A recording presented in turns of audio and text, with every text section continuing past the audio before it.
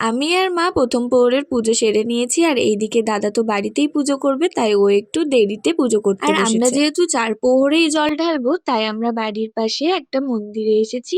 আর দ্বিতীয় প্রহর তো শুরু হয়েছে 9টা 9 থেকে। আমি 10:30টার দিকে ঠাকুরের মাথায় জলটা ঢেলেই নিলাম।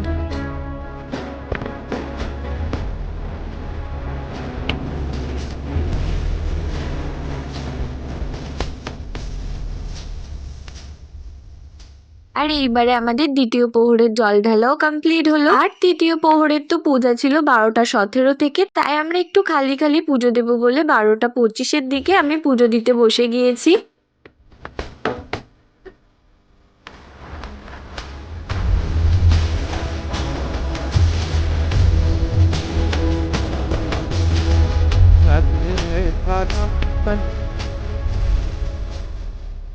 আমাদের তো তৃতীয় প্রহরের পুজো কমপ্লিট হয়ে গিয়েছে, আর এখন বাজে 2:38। এইদিকে তো সবাই রাত জেগে অবস্থা খারাপ হয়ে গিয়েছে। আর আজ তো বিশাল ঠান্ডা পড়েছিল, চারদিকে পুরো কুয়াশায় ঢেকে গিয়েছে। অনেকক্ষণ তো বসেছিলাম, তারপরে আবারও চতুর্থ প্রহর পড়তে আমি তো পুজো করতে বসে গিয়েছি।